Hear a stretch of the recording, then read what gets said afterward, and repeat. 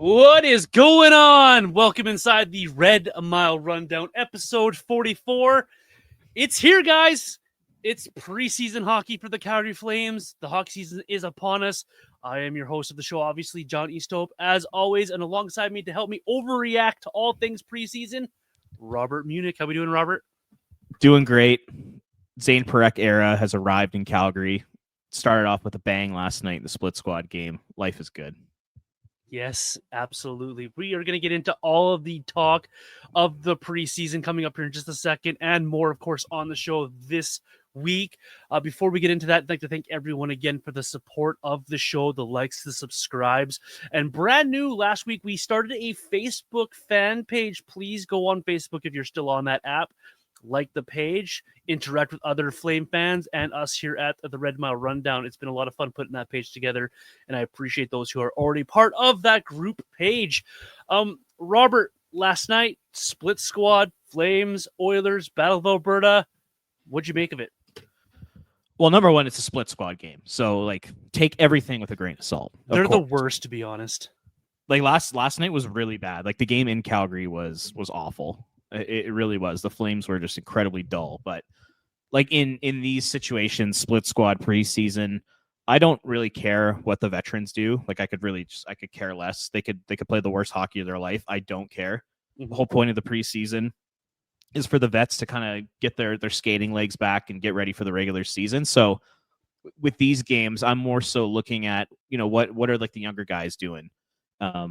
Are anybody like Sam Honzik or guys like that? Are they stepping up? Are they showing that they're going to be a step above the AHL? Can they be NHL players heading into this season? So that's kind of what I was looking for. To start on a positive note, I think you have to go to Zane Parekh. Mm-hmm. In my opinion, I thought he was by far and away the Flames' best player. He was their most impactful player. He was the guy that was out there creating scoring chances when really nobody else was. He was extremely dynamic from the back end, and it honestly didn't even look like he was trying that much. And I think part of it is just that's just the way he plays the game, and part of it was I think it's a split squad, and he's also not 100% healthy, which is a little concerning for me. But I thought he was really good, and he showed signs that if he's not the quarterback on the number one power play unit by the second half of the season at the latest, I think it's a crime. Because you can already tell, just based off watching last night, you're like, this guy can run an NHL power play already. So my first positive will be Parekh. I thought he was really good, and I'm really excited to see what else he can do throughout training camp here. The thing that stood out to me most about Parekh, and I tweeted this out, was the guy was everywhere. He was literally everywhere. You look offensive zone, he was there. You look defensively, he was there. So he really showed off his pace, his ability to keep up the pace of play, his ability to track the puck, to know where he needs to be positionally sound. I love what you said about the power play, because I was going to bring that up as well. I think this guy might almost, if he wasn't a rookie, this guy would be your power play one quarterback right now. Absolutely would be. So once he gets his feet wet, I think why not give him that responsibility, because it can't be any worse than what you saw last year on the Flames power play from the point. Zane looked settled in. He looked good. He looked as advertised. Hopefully whatever's bothering him ailment-wise, they really take him easy in preseason here, because you don't really want to run him to the gills in these nonsense games. But it was nice to see him get out there to play, to show off his speed, his skill set. I really thought that Gridden did a lot of the same things. I think until he had that pizza up the middle, I thought he had a pretty good game for himself, showing why the Flames really drafted him as a first-round draft pick, why they really fell in love with this guy, why they talked him up. And he showed off that skill we saw in the Q last year, if you watched any of the games in the Q. So I really thought Gridden did well for himself.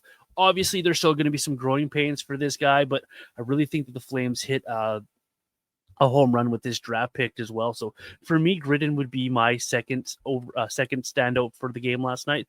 I'm not sure if you noticed him as well yourself there, Robert. You know what? I'll touch on just a couple other standouts. Sure. There's not much really to dive into with these two guys, but I thought Sam Morton looked really good. I really liked his skating. He looked really fast out there. I thought he was making a lot of smart plays. Drew a penalty. I thought he was really good on the forecheck. There's just a lot of elements to his game that I was really impressed with last night. And it wouldn't surprise me if he's going to be one of those last cuts by the end of camp, whether he's pushing to be a 13th forward or the fourth line center. I really think that he's going to push. So I really liked his game. And then I don't know if there's like NHL potential for Nick Cicek or Cicek, however you want to pronounce his name. But I thought he was very impactful last night. Easily the most physical defenseman on the Flames. I thought he made a lot of smart plays in the O-zone. And I just thought he showed well. And I've never seen him play before. So this is kind of like a first time for me. And I was pleasantly surprised. I thought he was really solid. And I mean, there's a lot of competition between, spots 6 through 10 in the Flames defensive depth chart right now. So he's in the mix in the conversation in that regard. So yeah, good on him. I thought he stepped up and I thought he played really well. So those are the other two guys that kind of stood out to me. And just in terms of grit, and like I kind of saw it a little bit different. And I'm definitely in the minority. Like I know I had some people on Twitter last night. Like I posted, I thought that he was just kind of average, and I had a few people reach out and just say like that they thought he was really good, and that's great. Like that's kind of like the whole point of hockey and debating is that everybody sees it differently. So yeah, I just thought because of the situation he was put in with Kadri and Coronado, I was hoping just to see just a little bit more from him, mainly in terms of just like offensive generation. I thought like he fit in, he made a few decent plays there, but I didn't see him like really get his shot off. I didn't really see him like set up his teammates in advantageous scoring positions. I didn't really see him show like any sort of like dynamic element that we've heard about and that we saw in the rookie games from him. So I thought he was just okay. Like it wasn't enough for me to go like, whoa, okay, like this guy might push for a spot. And I kind of felt that way about pretty much every young forward outside of Morton. And I mean, Morton's old as shit. The guy's like 26 years old. I can't even count him as a prospect anymore. But I'm curious, like out of the Stromgrens and Honzigs of the group, did any of those younger guys kind of stick out to you in a positive way? I'm glad you brought up Stromgren because this is a guy who the Flames drafted in a second round, and a lot of people are wondering why they took him over a few other guys drafted around there. And this was, God damn it. I wasn't going to bring it up, but you went there. This is a guy that got built up last year. People were raving about last year. So I'm like, all right, William Stromgren, this is a good year for him to really flex and show his ability, maybe push for jobs, that whole 9 yards. And I didn't notice him at all. Nothing. And so that's what I found for a lot of the guys around there. I thought Honzik was the same. There wasn't really anything there for me. I thought Kirkland was okay. I thought Morton had a better game than Kirkland, so Kirkland better watch out for that fourth line center job. You got to make sure you play really, really well. I thought Suniev was fine. And then you mentioned the veterans there. None of the veterans really popped for me last night either. They were out there getting their cardio and their reps in, which is what you want from your veterans. But a little disappointed we didn't see a guy like a Honzik or a Stromgren really try to put their mark on this game, whether they would. And I'm not just talking about points either. I'm talking about show the battle level along the boards, show the willingness to get into the dirty areas, go to the soft spot in the zone, make yourself available. Those kind of things that they're known for in their games. You just didn't see it from those guys. And when you have guys like Parekh skating around and skating circles around his own teammates like that, it makes it really noticeable that there's levels to this, and the level that some of these guys are on is a little bit scary because Stromgren, what are you now? The guys picked after you. You mentioned Stankoven. Massive deal with Carolina. Top line guy out there for the Hurricanes. Big minutes. Guys right around where he was drafted all over the league getting this time, and he's still stuck in what looks like a middle six AHL level type role. So that's what I'm really going to be watching for coming up on Tuesday and other games for the Flames in preseason here. Guys like Stromgren and Honzik, what can you bring to the table, and what can you show that you can bring to this table? Because right now, the AHL Wranglers look like the best fit for these guys, and you don't really want that. You want these guys to be pushing your veterans, to pushing guys like Sharon Govich and pushing guys like Farabee, saying, hey, you might be an NHL veteran, but I'm here to take your job. Keep me from taking your job. And you're just not seeing it. And it makes it a pretty easy decision at the end of the day for the Flames to put out guys like Farabee and Sharon Govich and whoever else you might want to name and not worry about these young kids coming up. So I really want to see more push from these young kids. That's just how I felt about it. I really liked watching guys like Gridden and Parekh skate around. I just wanted more from these middle guys, and I just didn't see it. Yep, me too. I felt the exact same way. And with Stromgren in particular, this is just the way I see it. This is his last chance. This season is his last chance to make a name for himself and to push for an NHL roster spot. Because just look at the players coming in the Calgary system here. Like, you got Cole Reschke, Cullen Potter. Like, I know they're not pro yet, but they're coming up in the system. You got Gridden, Basha, Sunia, Battaglia, Stocksilius, Honzik, Wittenbach, like Misa. There's all these guys that have basically stepped over Stromgren right now. Like, I had in like our Flames Nation prospect ranking, I had Stromgren ranked as the 19th best prospect in the system. I had all those guys I just mentioned, and Cairns is in the list too. All those guys are ahead of him.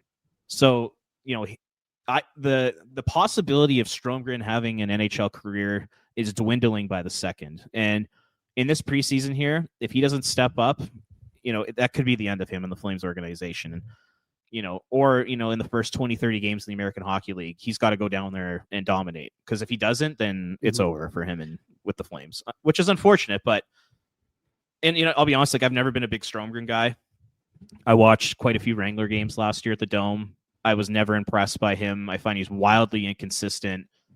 The only time I've ever been really impressed by the guy was in that very short Calder Cup playoff run. I think the Wranglers played a couple series, and the one was against the Tucson Roadrunners, and he was their best player. Outside of that, he hasn't done anything. So he's got to get it going, or else his time in the Flames organization is going to be over here pretty soon. And he's playing for that too, right? Because he's an RFA at the end of this season. His contract's up at the end of the 26th season here. So if he'd be really easy to move on from after this year if he doesn't show anything. Absolutely. And I'm not saying this guy doesn't need to play 50 NHL games or 40 NHL games this year, but show that you're ready to be that 13th forward or that next call up. Put yourself in a spot where you're almost undeniably the next guy, or put yourself in a spot where at the end of the year, you're the guy called up because, say, Sharon Govich got injured again, or say they needed another scoring threat because they traded away a certain guy. Be that guy that can fill the spot when something else happens down the road here. He doesn't have to make the team out of camp, but man, put yourself in that spot where you're undeniably the next guy or the next two guys. A la what Andrew Mangiapane did a few years ago would be a good example, in my opinion, for that one. I was just going to mention one other guy. It was just Honzig, and I saw online, like, after those two rookie games, like, there were people saying like he was the best player on the Flames and like he was dominating out there. And, you know, I watched the game in Edmonton very closely.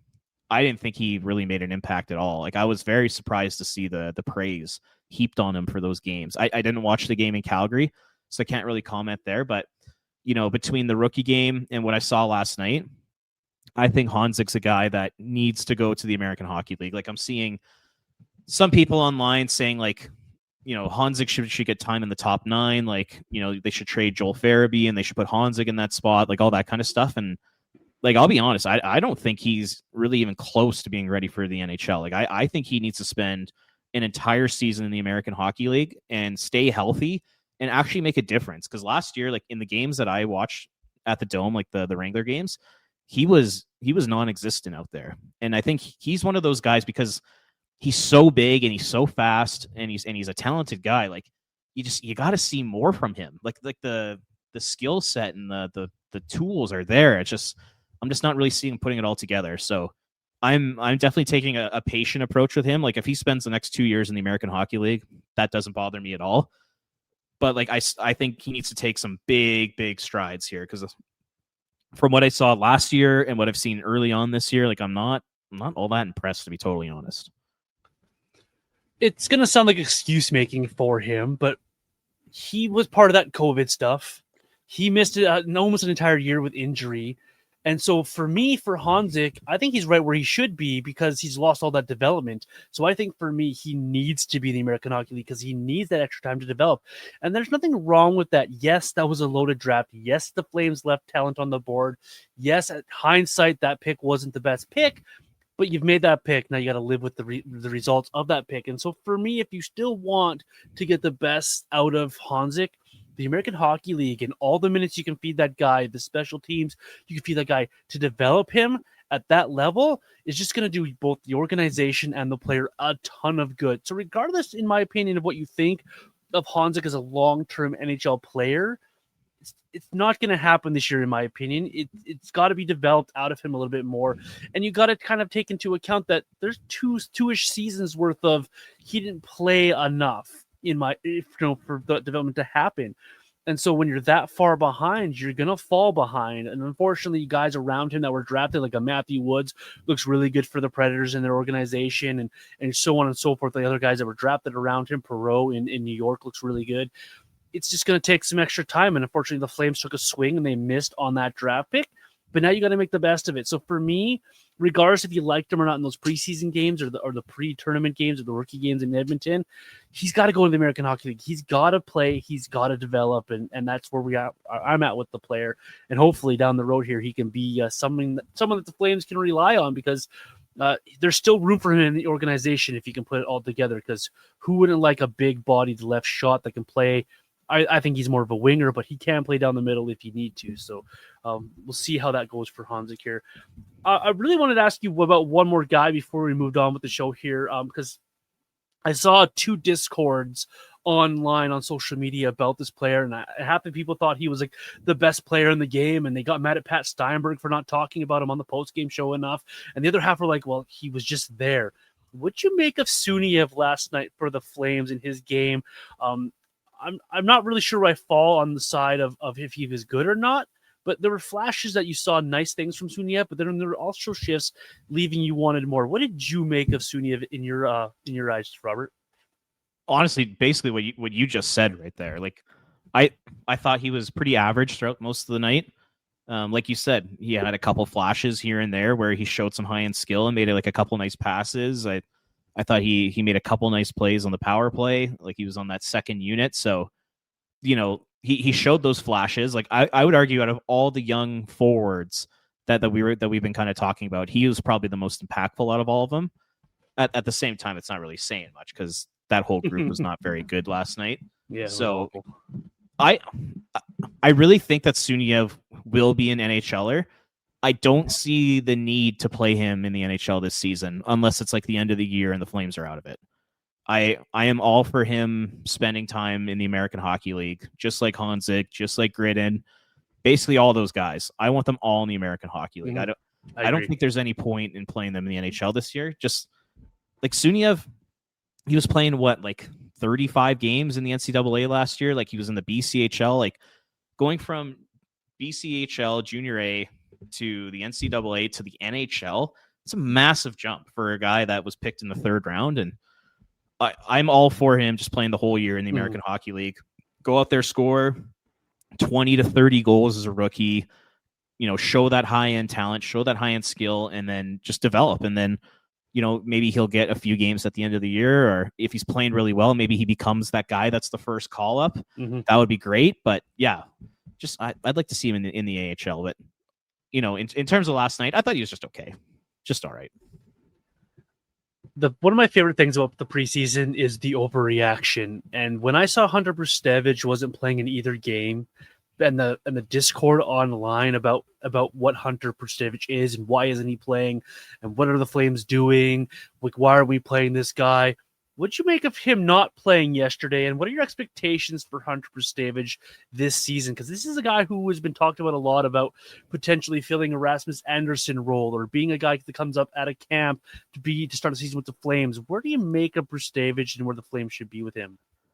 Well, on X, CMP Dave Dubbin, Flames insider, he had messaged me and he had said that there's a cold or a flu going through the room right now, and I think that was the reason why some of those guys weren't playing, like Sharon Govich, Huberdeau, Brustevich, King, like those types of players. I think there's like a bug going through the room, so I'm not reading too much into it at all. If Brustevich is 100% healthy and they just held him out, maybe it was because they were trying to give some other guys a look before sending them back to the American Hockey League or back to junior, whatever it may be.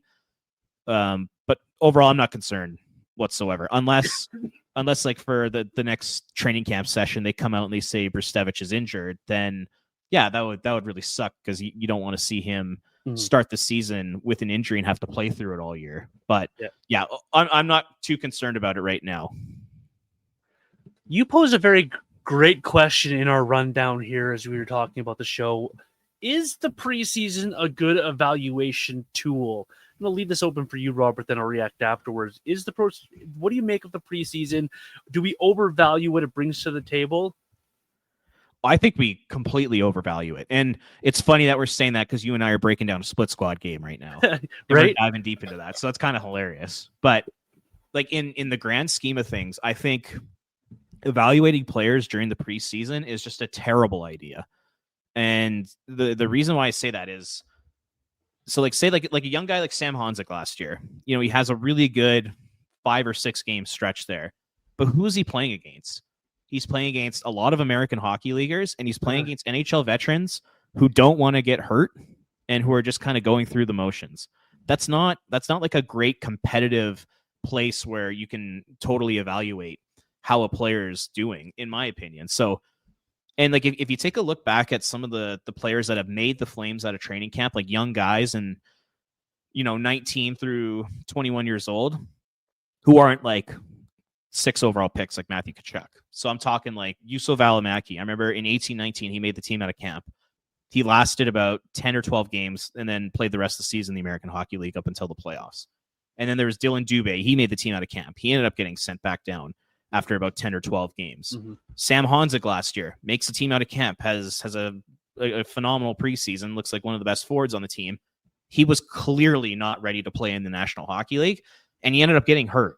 He ended up getting absolutely smashed by Connor Murphy, and I think part of that was just because he wasn't ready.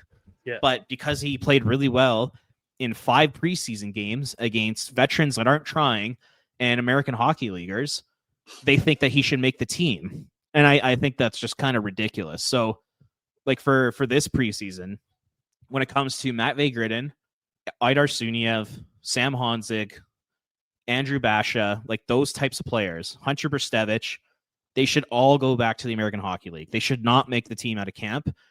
Preseason is just a terrible, terrible place to reward players for their performance. What I think the preseason is good for is just show Craig Conroy, the management team, that, hey, I'm pushing for a spot. Mm-hmm. And when you send me back down, I'm going to be one of the first call-ups. Like, I think that makes a lot of sense. But to reward a guy a spot on the opening night roster just because he played well in like 5 preseason games, I just don't think it makes any sense. And I think it rushes kids and it rushes them to the point where they're not ready, and it's actually not good for them. And they're just going to end up getting sent down. But like, I know you want to reward guys. That's kind of like the whole point. But at the same time, you got to be realistic. And, the Dubé, Välimäki, and Honzek examples, I think, are perfect ones of why you shouldn't rush guys and why you shouldn't start them in the NHL. Like, just start them in the A. There's nothing wrong with that. That's kind of how I feel about it. Like I see like a lot of people like in the media and fans talking about like, how Gridden should make the team out of camp. And I'm like, I just don't think that's the right way to approach it. Like, if he has a really good camp, that's great. Send him down the American Hockey League. Let him dominate down there. And if he dominates in the AHL and he has a really good preseason, then he's the first guy that gets called up when someone in your top 9 gets hurt. That's kind of how I would view like the rewarding, like kind of like the reward system, if you want to call it that. So yeah, overall, I don't think the preseason is a good place to evaluate players. I actually think it's a terrible place to do it. I'm so glad we're getting rid of some of the preseason games, though, coming up with the next CBA. Because thank God. It's too many, because you have 8 games right now for the Flames in the preseason, and like you were mentioning there, you fall in love with some of these players based on what you see them do. Like, it's just the amount of love for Gridden is great. It's fine. I understand it. But at the same time, it's like, is he going to be an impact maker on an 82 game schedule in the National Hockey League? So for me, the preseason is get your reps in, get your work in, show that you were the right draft pick, show that you are worthy of that second contract, show that you are ready and willing to put in the work required of you to take the next step, and that you're ready for the next step when that opportunity comes along. You can reward guys in other ways than besides putting them on an NHL roster for the starting of the season. Yeah, okay, great. It's a good cookie. But what does that get you at the end of the day? We've seen lots of guys flame out early in their careers because they're rushed along. So for me, preseason, it's too long. It's too much. It's overdone. I sound like a big hater of preseason because I am a hater of preseason. I like the fact we get hockey games again, but it's just for me, it's about getting your reps in, getting your skates in, allowing your veterans to get their legs under them before things start for real, and allows your prospects a chance to play with some of those veterans to learn what it's like to be a pro. The best thing about last night is Suniev and Gridden and those guys.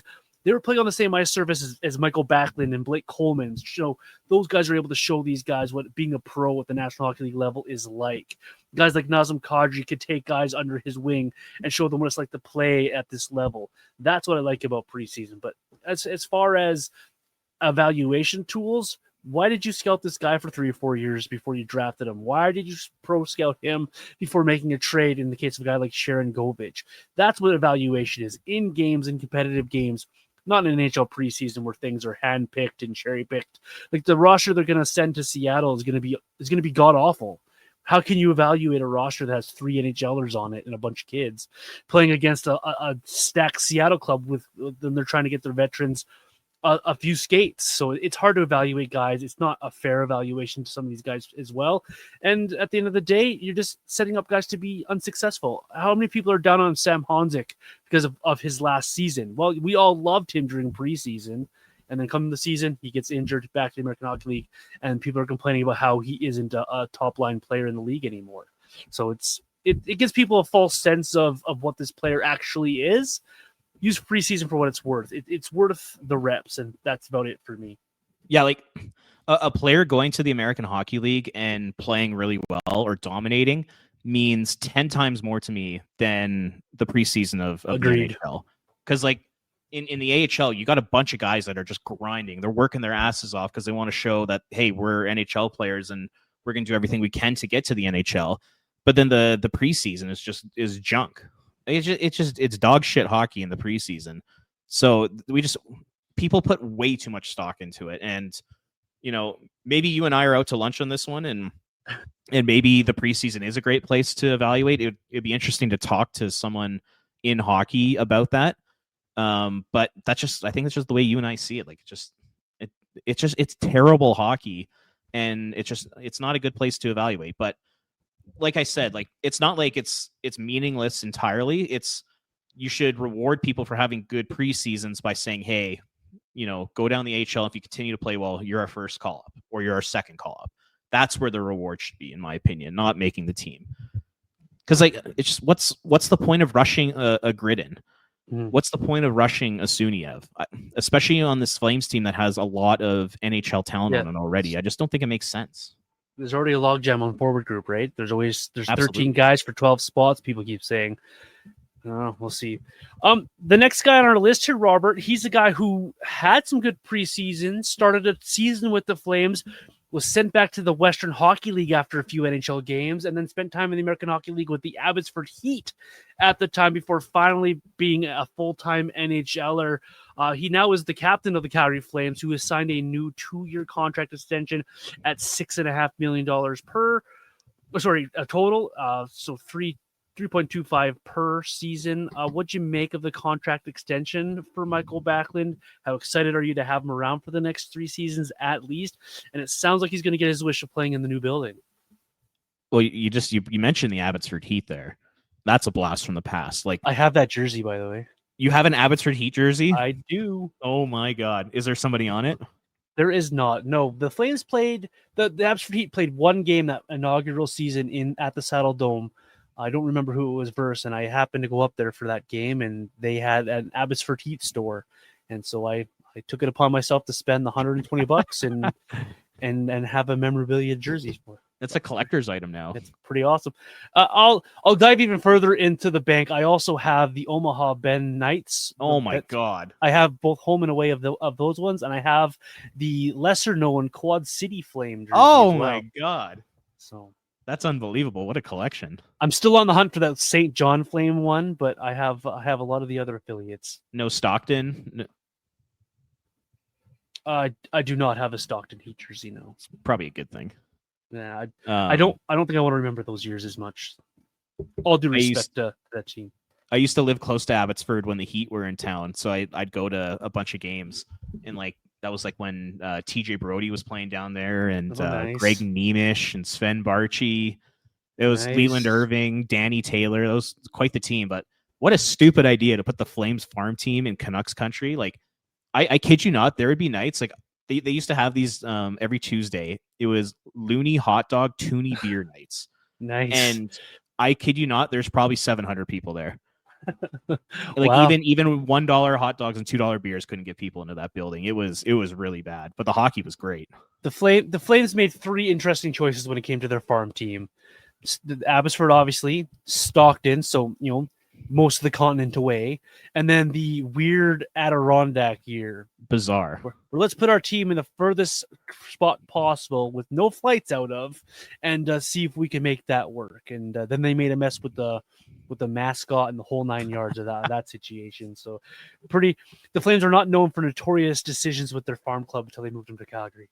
Yeah, and then they put him in Stockton, like the most dangerous city in the United States, where players are being told like certain areas they can't go, they can't wear red out in public. Like, what were they? The team was red, and the team wore red jerseys. That was the dumbest thing ever. So dumb. Oh my god! Like even like Connor Zary was on Missing Curfew the other day, and he was talking about just how crazy it was.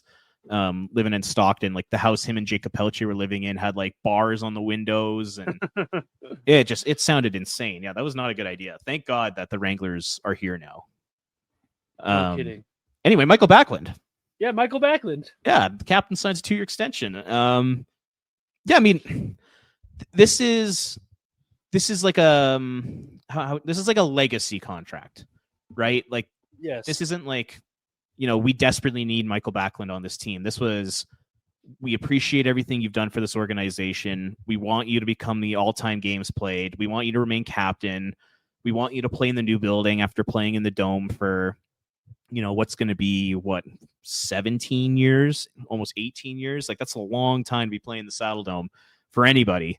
So yeah, it's a legacy contract, and I don't mind it because I see some people saying that it's blocking prospects, but I don't know if I see who's it blocking? Who's it blocking? That's exactly it. Who's it blocking? Like Cole Reschy and Colin Potter are still a ways away from becoming NHLers. Rory Cairns, like maybe he could be a center in the NHL. No, Sam Morton looks like he tops out as a 4th liner in the NHL. Like there's no center prospects coming, so he's not blocking anybody. And the thing that doesn't get talked about enough is Mikael Backlund is still an incredible defensive player. And who's going to take on those matchups if he were to go? Like if he were to become a free agent or if they were to trade him, who's taking on those matchups? Who's taking on the hardest minutes? Who's taking on, those number 1 penalty kill minutes? Who's taking a million faceoffs in the defensive zone? Who's doing that? It's not Kadri, and you don't want Kadri playing that role. It's not Morgan Frost. He's not a good defensive player as of right now, and that could always change. So Mikael Backlund still fills like a pretty important role for this team, and the way I see it kind of playing out is I still see Backlund as a top 9 forward this year, next year. Maybe in the last year of his deal, maybe that's when he becomes like a 4th line center, kind of like Matt Stajan was. But I still think he's an effective player. Like the downfall of Nazem Kadri is of Mikael Backlund is wildly overrated, in my opinion. Like I still think the guy can play, so I'm happy with it. I think he's a good captain. I think he's a good leader. I think it's super cool that a player wants to play in Calgary for literally 17, 18, 19 years of his career. I think that's awesome. I think it's a good sign to the rest of the league that this is a good place to play and it's a good city to live in. And yeah, I'm a big Backlund fan. I've always been a big Backlund fan, and I'm happy to see him potentially break that record. And the thing I'm really excited about is just him playing in the new building. I think that's going to be really cool for him, and I think it's going to be a big accomplishment for him and the team. And I just think that's going to be awesome. So I'm a fan of it. I know lots of people aren't, but I think it's solid, and I got really nothing negative to say about it, to be totally honest. People who are hating on this, I find extremely weird. This is a guy who grew up as a Flame. You drafted him, you developed him. He was a center. He's been a good center for a long time. What he does well, he does really, really well. And the things he doesn't do so well, he still does mediocre and good enough to be a National Hockey League centerman. People are acting like they've signed a 47-year-old Damon Langkow or something to the roster. This is a mid-30s NHL player, a veteran. a captain in the National Hockey League, a guy who does a lot of the dirty work. He's got the trust of his coach, and more importantly, he's got the trust of his fellow teammates. This is a guy that gets 110% every shift. He takes onus of his mistakes. He's never in the media blaming others. He's not a guy that you meet in the community and you think, oh, I hate Mikael Backlund. He loves the community. They love him. He does a ton of work outside of the Flames as well. And you come down to this roster and you laid it out beautifully there, Robert. Who's taking that role on? And so this is a guy who can usher in the Cole Reshnys, the Potters, because those guys aren't going to be NHLers for, wow, look at it, probably 2 or 3 years, so the end of Mikael Backlund's contract. So he's not blocking kids. He's a good example for those prospects coming up. He's a guy that you can lean on and grow with. And at the end of the day, if you tell me that the last year of this contract, he's your third-line center who specializes on the PK, I'm happy with that, because this is a guy you've got 18 seasons, depending how it ends here, of one uniform. And that's special to me, man. When guys can do that and have that kind of a legacy and they want to be here and they're still effective NHLers, you love it.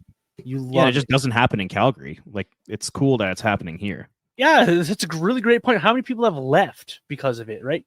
As much as we love Jerome McGinley, at the end of the day, he left. You know, at the end of the day, a lot of these other guys have left. McInnes left. Neuendijk left. Gary Roberts left. Go down the list of guys who left and went elsewhere to finish their careers. So this is awesome for me. I love this guy. I've been a fan of this guy. I bought the number 11 jersey the year he switched from 60 to 11.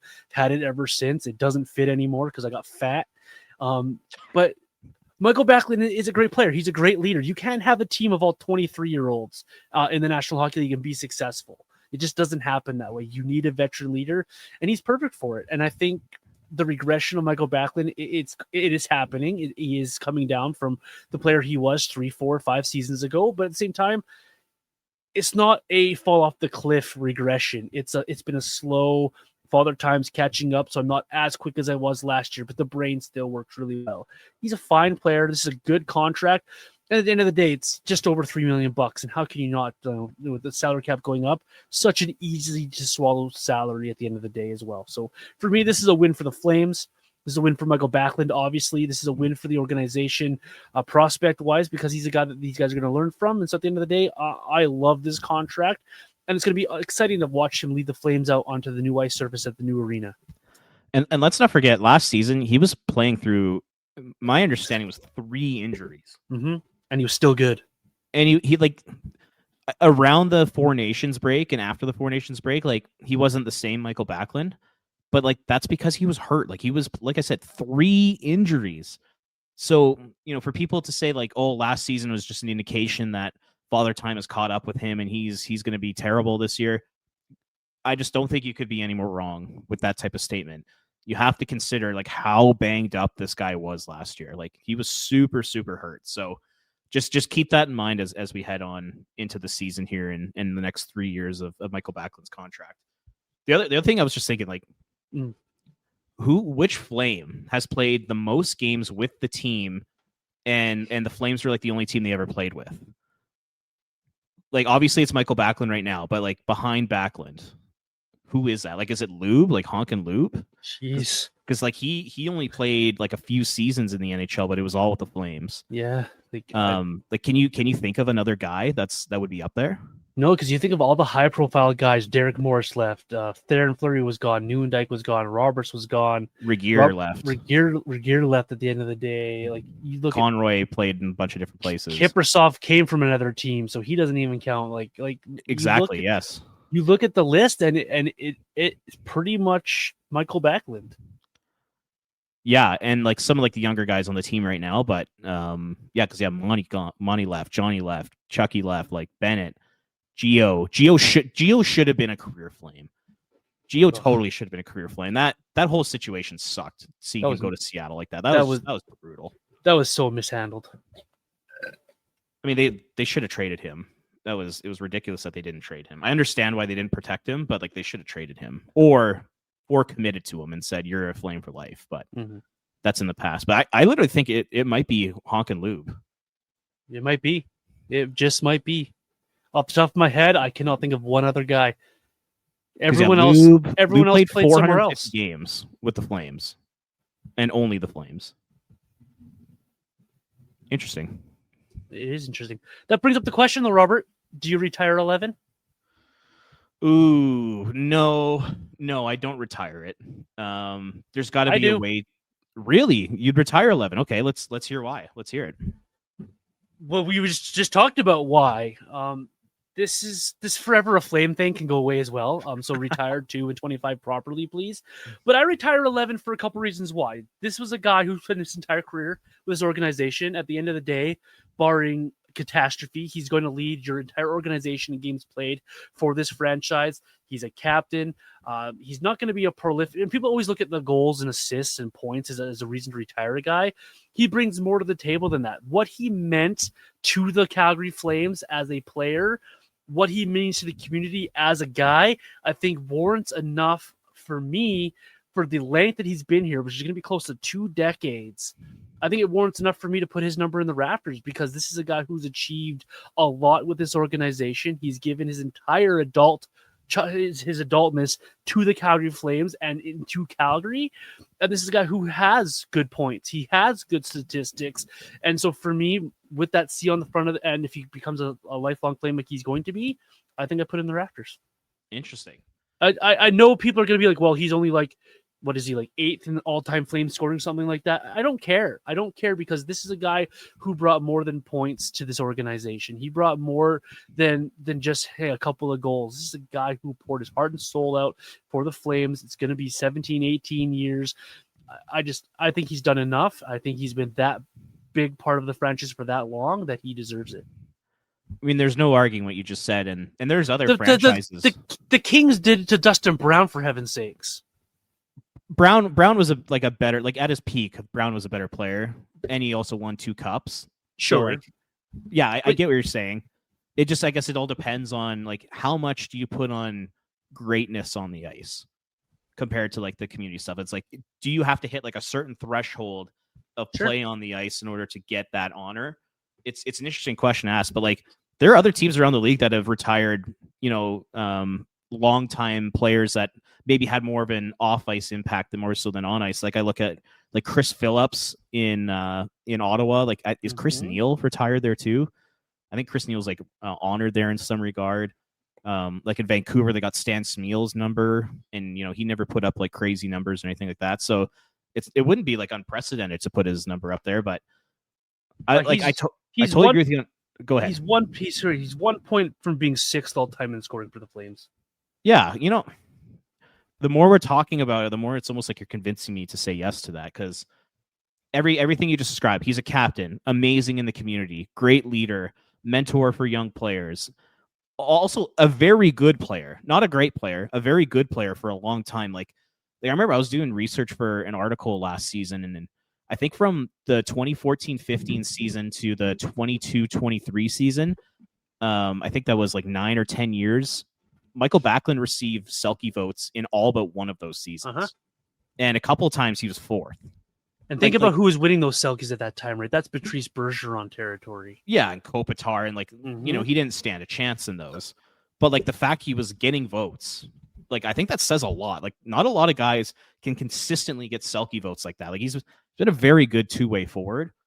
I'm just thinking out loud. Like is the on ice play, like the points are there because of the longevity in the games played, but like is like the caliber of play on the ice for Backlund at a point where he can get his number retired? That would be the question I'd pose to a lot of people out there, and it'd be interesting to hear some feedback on that. I'll take it one step further. I know it's just numbers, but I'll take it one step further. He's 45 points away from being top 5, and he's 64 points away from being top 4. So with a really good season, Mikael Backlund could be in the top 5, maybe top 4 if it really hits a tremendous season of all-time scoring for the Flames organization. So if you're going to tell me that points stuff matter, there's my example. Like he's going to catch Johnny Gaudreau with a good season this year for 5th all-time. But he's going to do it in like 600 more games. He's going to do it in close to 1,100 games, but still. Yeah. It's impressive. I'm not taking anything away from him. It's just all kind of part of the debate. Who would he pass if he gets to 4th? Who would he have to pass? I'm curious. He would catch Joe Newendike. Oh wow, who a lot of people regard as the best forward all time outside of Iginla, right? So, like, you're talking Mount Rushmore of Calgary Flames at that point. Yeah, and you know what, the Flames, they're not this like super historic franchise with a long history of greatness. Like it's not like there's this crazy standard for getting your number retired in this city. Like I you know what, the more you're talking about it, like I said, the more you're convincing me, I might be on the side of retiring his number after this conversation here. I know this doesn't help Mikael Backlund's case because Joe Nieuwendyk was ridiculous. So Joe Nieuwendyk has 616 points. He did it in 577 games. Wow. God, I wish he would have stayed.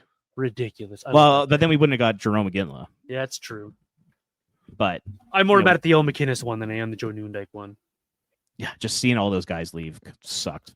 I mean, I wasn't alive for it, but just like just knowing that like this amazing team that they had constructed and had so much success together just dismantled at the snap of a finger. That's not great. Yeah. You know what? I got to think about it a little bit more, but right now I'm kind of on the side of I think it might make sense to retire his number after all this stuff that you've been talking about. I think I might be on your side here. I knew we'd be on different sides of this conversation because, I know you respect Mikael Backlund, but a lot of people look at him like he's not this flashy guy. He's not this undeniable player. But at the end of the day, what he brings to the ice, what he does for this team, the longevity, all is part of the conversation. So as good as Joe Nieuwendyk and Al McInnes are, they're only forever a Flame, which is ridiculous. As good as Jerome Iginla is, as good as Kiprusoff is, I think Mikael Backlund's right there for a lot of things that we put out there. He's just not going to be this point per game player that a lot of these other guys are, but longevity does speak for me. And this is a guy who I think he earns it the more that you look at what he done. Yeah, and you know what? I like the idea of the Flames franchise putting a lot of value into things like leadership, into things like community work. Like nobody does even close to the amount of community work that Mikael Backlund does. And it's actually one thing now behind the scenes, a lot of these players might be doing stuff. They might be doing like children's hospital visits and stuff like that. And it just doesn't get, recorded or, photographed. But it feels like the players these days aren't doing as much community work as they used to. And the one exception to that is Mikael Backlund. Like him and his wife, Frida, do so much. Like I think they support like 4 or 5 different causes. Like it's remarkable. So a lot of like the money he's raised and the leadership he's brought to the community, I think should be taken into consideration when you're thinking about honoring somebody like that. And like I said, like in Ottawa, like Chris Phillips has his number retired. It's no different than retiring Mikael Backlund's number. So yeah, I'm kind of into it now. I'd be curious to hear what people say. I might put that on social media and see what kind of response we get, because that's a really interesting topic. For me, there's a lot of Mikael Backlund hate on social media, and I don't understand why. I don't get it either. Just because this guy isn't Anze Kopitar or isn't Patrice Bergeron with all the points as well. And he's not Jerome Iginla either. Like there was like a certain standard set for the captaincy in Calgary, and that was like Jerome Iginla is like, the most hardcore NHL player out there. Like he could score 50 goals. He'll beat the shit out of you. He'll hit. Like he was an amazing leader. So like the standard for the C was set very high. And same with Mark Giordano. You could throw him in there. And Backlund's just a different leader. Like he's not like the guy who's going to knock you out. He's more of the guy that's going to like encourage his teammates behind the scenes, and he's going to play hard, and he's going to lead by example. He's not like the raw, I'm going to beat the shit out of you and score 50 kind of guy or win a Norris. So I think that's another reason why some people don't really like him as a captain. And to them, I say poo-poo, because you look at the day that he signed that contract and the golf tournament that day, if you listen to the radio or those interviews people gave and the way that they talk about Mikael Backlund, like the reverence and the awe around him signing that extension, him being the captain of the team, like those guys are in awe of what Mikael Backlund brings to this team. Like guys like Mackenzie Weegar were just talking him up, and we all knew that Weegar was up to be captain of the team at the same time. That he was one of the other choices a lot of people were batting around. But the way he's just fallen in behind Mikael Backlund to help lead this team. So the veterans like this guy. The kids look up to this guy. The coaching staff, I don't think he trusts anyone on the team more than Mikael Backlund. It speaks a lot to who he is as a guy and as a player. And just because he's not going to have a point per game and score 40 goals doesn't make him a bad player. And so the people online that are bad talking him, yeah, he's not Sidney Crosby. He's not Patrice Bergeron. He's Mikael Backlund, and he's still a good NHL player. He's a tremendous human, probably a better human than half the people or most of the people on social media. Let's be honest. And look, you've been on social media. Don't give me that.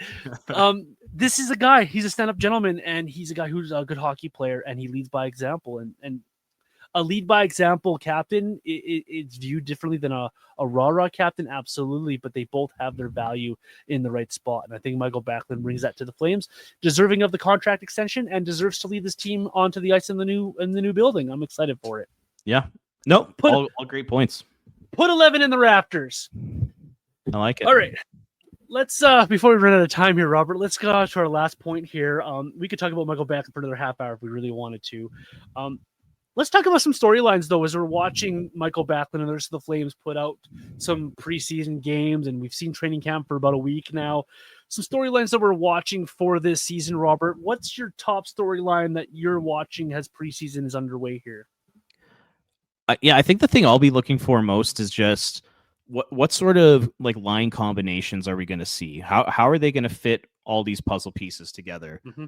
Mainly up front, because I think the blue line's like it's pretty much locked in, like in terms of like being Parekh as the third pair. I feel like that's pretty much locked in, and you'll have Pahal as the number 7, and then Hanley, Weegar, Ball, Anderson. So I think that's locked in.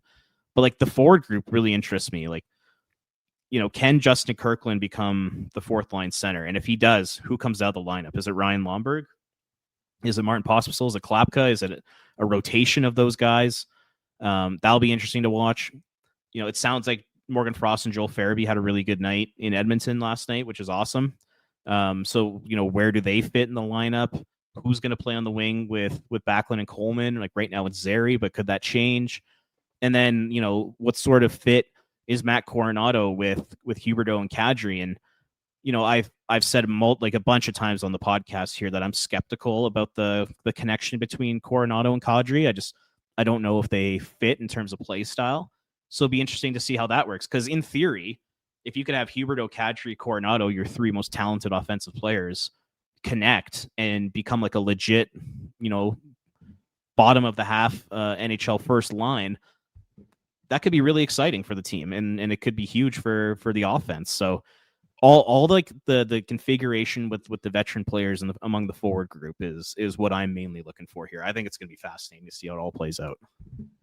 Yeah, it was interesting seeing Zary with Backlund and Coleman as well on a line. I thought that was an interesting combination. And he played well there last year with those two guys. Like if I'm not mistaken. So like I think that's an interesting combo. So if you can have Coronado hit a home run with Kadri and Huberdeau and have Zary with Backlund and Coleman, I think you're setting yourself up for some really good success. And I think it allows the rest of your lineup to kind of flow a little bit more naturally. You'll put Sharon Govich and Frost, Farabee maybe not in a third line type of role and help, you know, maybe have a third line that can produce some offense. I think it's really interesting if you get that top 6 going that way as well. I like that one a lot. Hey, just quickly. Yeah. What do you think about sitting Lomberg? And going with the fourth line of like Pospisil, Kirkland, Klapka? I think those 4 guys you just named there should be in a rotation. I am not against sitting Lomberg. I know that's probably an unpopular opinion, but for me, the energy he brings is great, but so do the other guys. They bring energy as well. And maybe some time off between games for Lomberg keeps him fresher longer, allows that motor to keep going. But then I think it also helps push those other guys on that line as well. So I'm a big believer in having kind of a rotation on a fourth line there, keeping guys fresh. And you know, that way you can have guys in that, because one guy sitting in the press box for like 17 games, that's what good and use is that player if you actually do need him in a crunch time situation. So I don't mind the idea of sitting Lomberg. I know a lot of people hate it, but I like a rotation on my fourth line personally. Yeah, I mean he brings a lot to the table in terms of energy, which I love, and leadership. I think he's one of the best leaders on the whole team. And to see a guy like that sit out might be tough at the start, but I'm with you. Like I think a rotation kind of makes sense. And hell, like if Sharon Govich is playing like crap, if Farabee's playing like crap, like they could be in that rotation too, right? I just like last year, Lomberg, he only missed 2 games, and that was like for the birth of his child. Yeah. He played 80 games last year. Like, I don't know if he needs to play 80 games. Like, Pospisil's a better player than he is. Klapka's a better player than he is, but Lomberg does bring the physicality and the energy and the leadership, which is very important. Don't get me wrong, but I'm wondering if he's a full-time NHLer this year. If it were up to me, I like that idea of a committee with that fourth line. I think that makes a lot of sense. And he won't be a disturber with it either. Like he's a team guy, right? And he loves his guys. He loves being here. He's all that. He's all that. He's the last person on the team that would make a big deal about it. Yeah, but I think he'd understand it as well, right? He knows his role here, so I like that. That's a good storyline to watch. The forward group is it seems set with the 13 guys, but I wonder if there's somebody in there that can upset the apple cart a little bit, and that's what I'm going to be watching, Robert. We talked earlier in the show here about the Stromgrens and the Sunievs and the Griddens and so on and so forth, and the Hansiks. That's kind of where I'm watching. Who is that next group of guys or guy who can set himself up to be, say, that 14th forward or first call up front, can be that, next defender to separate himself from the group, looking at guys like Kuznetsov and Solovyov, add Bruce Stavich in there as well, Jeremy Poirier that a lot of us forget about. Can one of those guys separate themselves from the pack to be, quote unquote, the next guy? So I'm kind of watching that at campus. I know we talked about how bad preseason evaluations can be, but you can still have a really good camp to set yourself up for the next guy, to be the next one called up, to be the guy that is relied on at the American Hockey League. So kind of the AHL development of guys is what I'm going to be watching throughout camp. Here's one of my storylines. So I'm really fascinated to see what you can get out of some of these guys once the season settles in, and say the Wranglers get off to a really hot start. Well, who's leading that charge? Or they get off to a really bad start. Well, who's actually playing well for the Wranglers, trying to pull them out of that slump that they're in? Whatever the situation may be, who's the next guy for me? And we listed off a bunch of them on the show today, Robert, of who that could be. It's going to be fascinating how that list shakes up and who actually comes to the forefront of that list. Be interesting for me to see how that shapes up. I know goaltending is pretty much set, and you see the defense pretty much set. There's a long list of forwards here that maybe they can upset the apple cart here. We talked about maybe sitting Lomberg. Maybe someone comes in here and upsets the apple cart a little bit and forces their way into that top 13.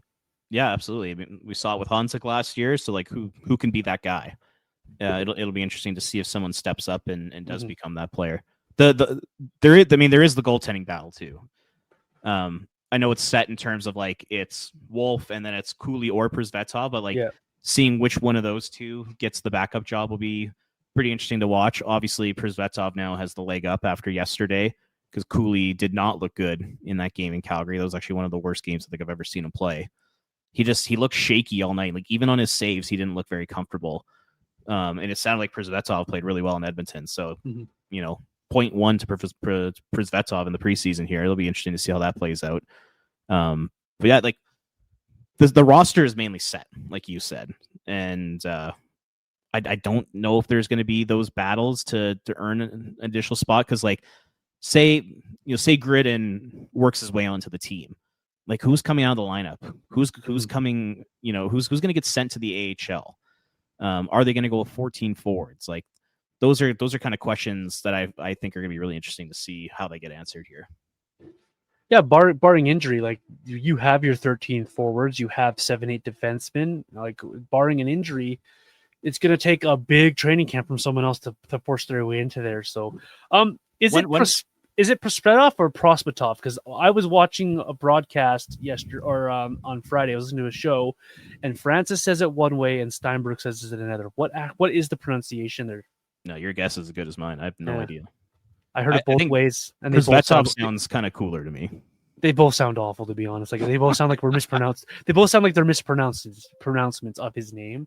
So I was just wondering. One other storyline I'll just throw out there that I don't think a lot of people are talking about is Kuznetsov and Solovyov. Like we've been talking about these guys for like 2 or 3 years now.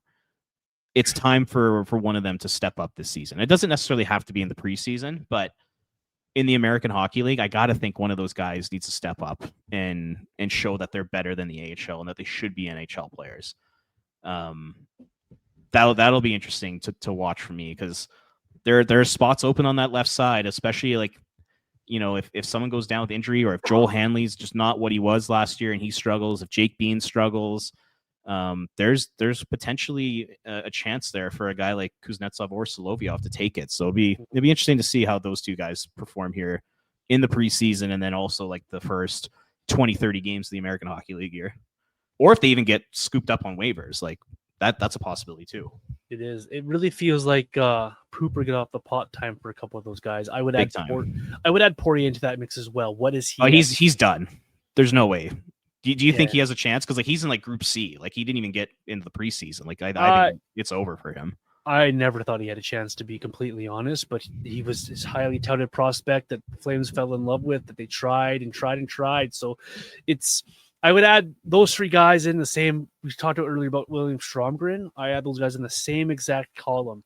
It's time to show up, or we're going to move on, because coming behind you is a long list of highly skilled prospects who grew up playing this quote unquote newer style of hockey and who are ready to take your job. You're talking about guys like Misa's coming for up front. You got guys on the back end. Henry Muse will be around before you know it, and so on and so forth. So these guys have, like you mentioned, they're Solovyov, Kuznetsov. I think it's time to show something or move on, because if you can't make it in Calgary and you can't, all due respect, beat out Jake Bean for a job, then you're not an NHLer, in my opinion. And it's time to move on.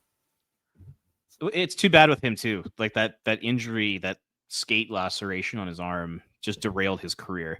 Yeah. Because he was going to get called up with Zary and Pospisil in 2023? Yep. He was going to get called up with them, and he was off to a remarkable start in the AHL, and that stupid injury, it literally derailed his career, which is a damn shame. It really sucks, because I thought there was potential there for him to be an NHLer. He was dynamic in the junior leagues. He was very, very good at what he did. So yeah, defensively, I never thought he had it there, but offensively, you couldn't deny what he could bring to the table for sure. We all have more storylines to watch as preseason goes along. We'll have more things to talk about for sure. But Robert, anything else you want to bring up on the show? If not, please let the folks know what's coming up on flamesnation.ca and where they can find your work. Yeah, I think we got a whole bunch of articles coming out in the near future, like setting expectations for each player heading into the season, which should be some good reads in there. So check that out, and within the next week or so, there's that. And yeah, just follow me on X for highlights. There was lots of good interactions yesterday, especially on the Zane Parekh clips I posted, which was fun. So follow along, and I'm looking forward to the rest of the preseason here, and ultimately having it over and done with, because preseason hockey is not great. He is Ring of Fire CGY on social media. I'm Vintage Johnny 84 across social media. And of course, the show is Red Mile Rundown. Don't forget about that new Facebook fan page. Appreciate those who have liked that and subscribed. And thanks to everyone for being here and making us part of your podcast rotations. We'll be back next week with more preseason overreaction, because that's what we like to do here on the Red Mile Rundown. Have a great week. Enjoy the hockey.